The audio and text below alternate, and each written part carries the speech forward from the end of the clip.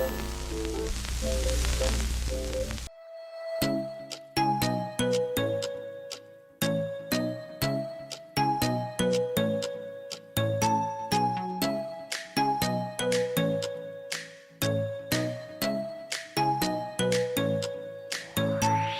is the last time I'm gonna be in Magnetic Island. Oh, I had breakfast this morning.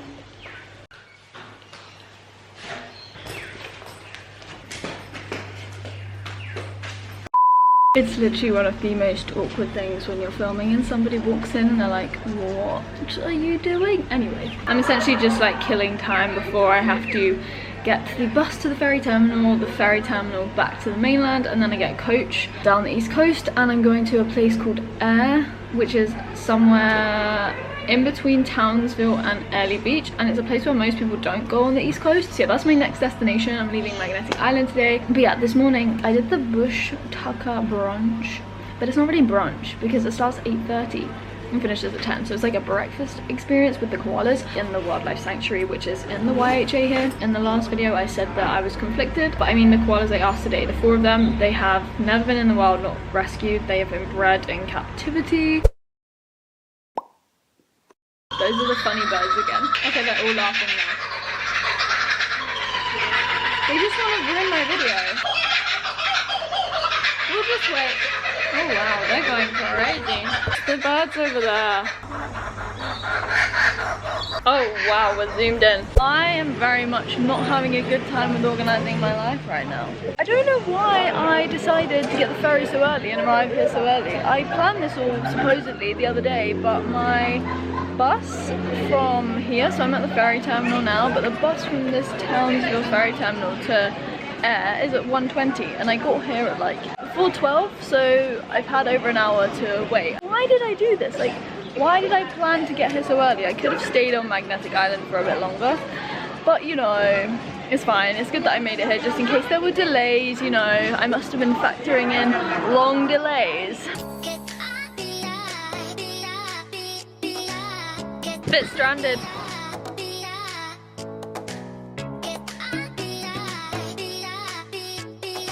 Oh, we've made it. Today has been not very eventful. I haven't really done much. It's just basically been me carrying heavy bags and waiting for things, whether that be a bus or a ferry or a coach. But yeah, that's the reality of traveling sometimes. You just have to get yourself to places.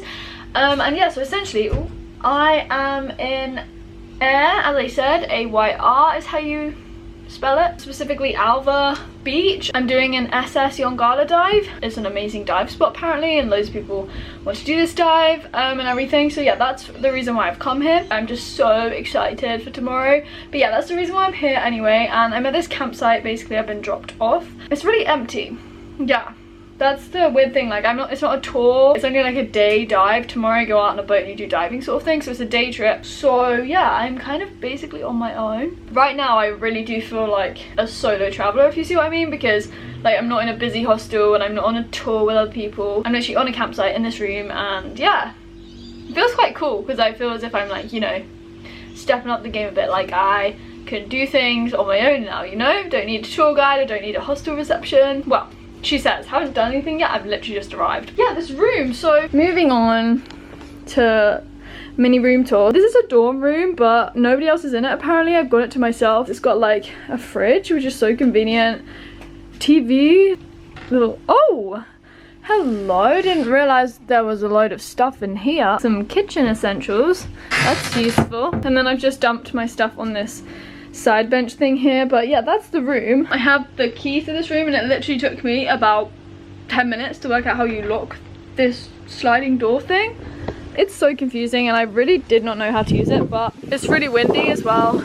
Oh, I think it's like sea breeze because we're obviously near the beach somewhere. Yeah, so this is the whole campsite. It's probably really big.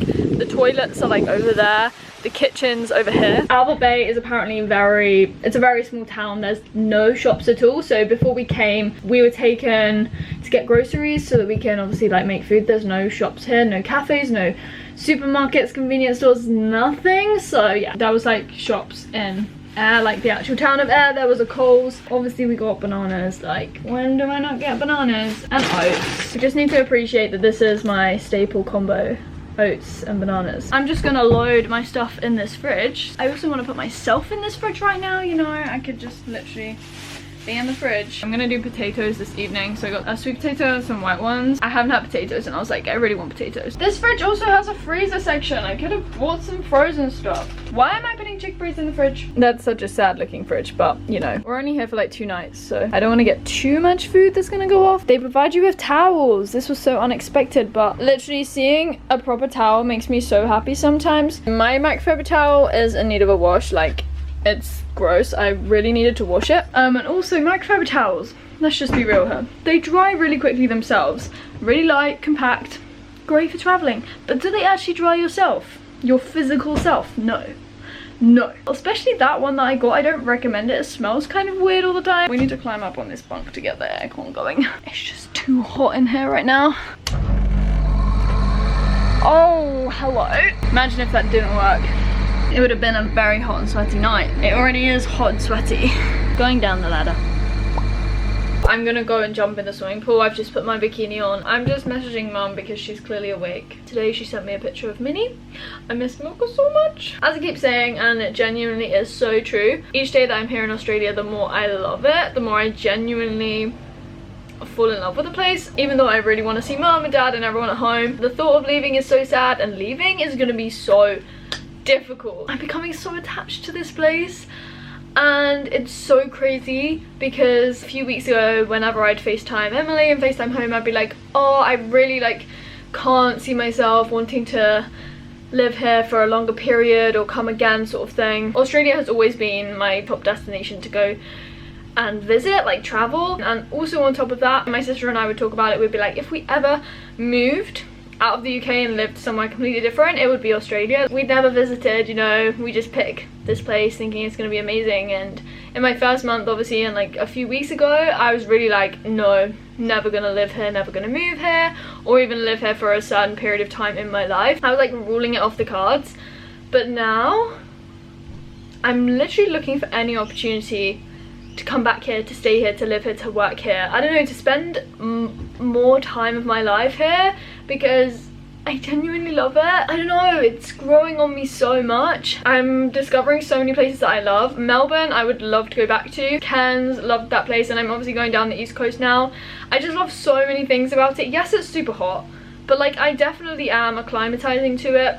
I love how you can just go swimming whenever you want. The water is like warm. I don't have that in the UK. I love the diving aspect of it. As I said, I'm so excited for tomorrow, and I've done my paddy now, and there are opportunities out there. A year or 2 years working holiday, or I don't know, come out here and teach. I haven't seen Sydney yet, and I'm really excited to see Sydney. And obviously all the other places along the east coast that I'm gonna go to. It's just crazy how my thoughts have suddenly changed. Like now I'm literally thinking so outside the box, and it's just opening my eyes to, I don't know, to just branching out in life. Yeah, I love the UK. There's something special about it, and it's made me realise that the more places I'm seeing. But Australia, it's very similar to the UK. Weather is a big contrast and probably the biggest difference.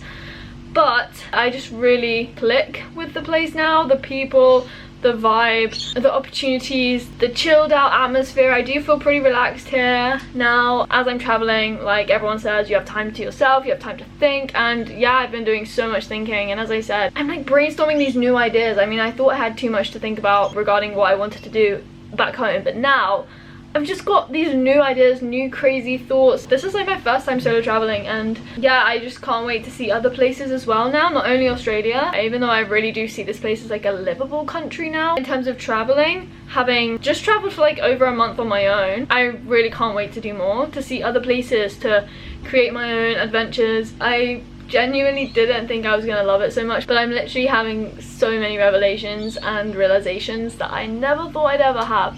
You know, I'm too hot right now because I turned the aircon off again, so I'm gonna go in the pool. But yeah, all I can say is thank you, Australia. I literally love you. Oh, I feel like I've got hair stuck to me and I'm baking, honestly baking in this wetsuit. I just set up my gear and everything, filled out some forms, and yeah, we're gonna set off. Because I've only done like 6 dives since I got my PADI open water, I'm going with a guide, which I feel more confident with. But yeah, this is a wreck dive, so we're gonna see like Shipwreck, and then apparently there's loads of aquatic life and stuff to see. We have a dive briefing in a sec as well. And yeah, I'm also wearing this today. I'm trying to be sensible and not get my shoulders burnt. This is like a rash vest, rashy thing, I don't know. Let's do this. So after a 30 to 40 minute boat ride out to the wreck site, we essentially geared up and we're ready to leave the boat. It's recording, you're on. This is it. Just push yourself up. Yep. However you can. Yeah, easy. Awesome. Yep. Yep, that's perfect. Yep, falling back.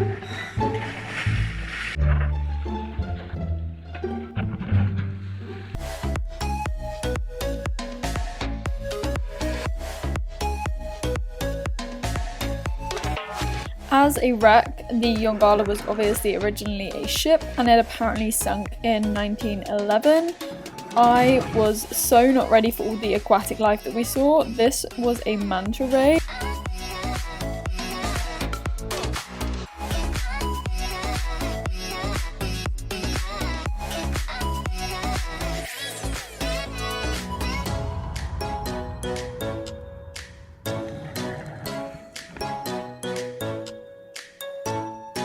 This was also my deepest dive. I had to do some extra training just to ensure that I could go deeper because my open water only allowed me to go to 18 meters and we were obviously deeper than that. But yeah, it was honestly incredible, and just swimming around and seeing the wreck covered in coral with so many fish and the manta ray, of course, it was just probably the best dive I've done. I don't know, but we came up, essentially our surface interval was about 30 minutes, and then we did our second dive. So I did a backwards roll into the water again, which is super fun, and then we went down the mooring line and basically explored the Yongala again. So there are so many sea snakes down there, jellyfish.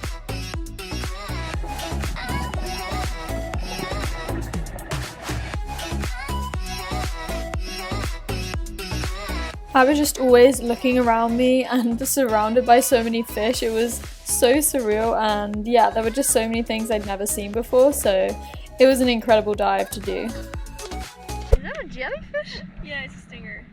Will it have any stings? Probably underneath.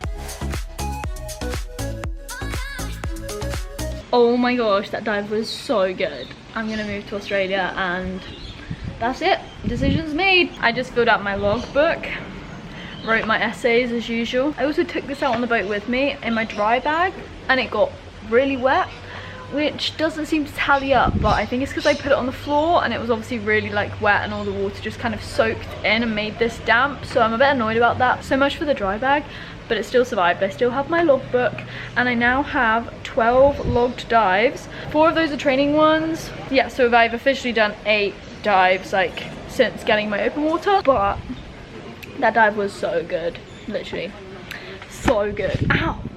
Ooh. Oh, really bad blister. Okay, ignore the hanging trousers. I'm kind of airing all my clothes, that's why they're hanging here, so just ignore them, or we could just like falling clothes. Whew. Right, I was one with the fish. The fish was so close all around you, all these tiny fish. And in contrast to these tiny fish that were like everywhere, there were huge fish. I have never seen fish that big. This fish was like, could have been a whale. The aquatic life there was just so vibrant and abundant and just like wow. The sea is another world. I really did not realize this. Also, we saw a manta ray. Yeah, I didn't realize what it was. I knew it was a ray because it had that long tail thing. I was just like, wow, this thing is big and very incredible. It looked like a dinosaur to me. And I was like, really cool. But it was a manta ray. When we came up, everyone was like, oh my gosh, it was a manta ray. And I was like, oh, that's what it was. Revelation, you know. Yeah, also, we need to talk about the boat that we went out on. That was kind of, I want to say traumatic, but then that's gonna really put you off. Essentially, it's a tiny boat that you go out on, and yeah, the way out there, because you're obviously heading against the waves, that was very choppy. Like the boat was like bouncing around. That was pretty rocky, and I felt quite like, as I said before, I don't get physically seasick, but my mind is what makes me feel really anxious on boats, and in the past especially. However, I was really conquering my fear when I did my paddy, and I was like, come on Holly, like this is fine, you're gonna be able to do this, like don't let your brain get the better of you. And when we were out there and the boat like stopped running, I thought I was gonna hate it then, because obviously you'll be rocking. Like we were in very open water with no like reefs to like break the waves or the wind. It was very like up and down, but I just don't think about it now. I just try not to fixate my mind on that, and I'm so relaxed. I am a changed person here. We just need to appreciate this. I used to hate the sea, fish, boats. I have so many decisions and things to think about right now. It's honestly crazy, but I'm so happy that I'm finding things that I love. Genuinely. I'm just thinking about things like, obviously I'm vegan, I'm very environmentally, ethically conscious, and the ocean, a big problem at the moment is like plastic pollution, climate change, everything like that. I could really align with that. I love animals as well, so working with wildlife, I don't know, everything just seems to slot in place with that. I will talk more in depth about career plans and stuff when I've thought more about this. But yeah, it's just also about like, would I move here as well? As I've been talking about a lot in this video, who knows what's gonna happen in the future. That's all I'm gonna say. I bought this on Depop ages ago and haven't worn it since coming out here. It's been a useful buy, a little rash vest slash workout t-shirt thing, I don't know. We have a full-on shop going on. Just gonna go and hang this over here. Bunk beds are pretty useful for airing and hanging your clothes on, not gonna lie.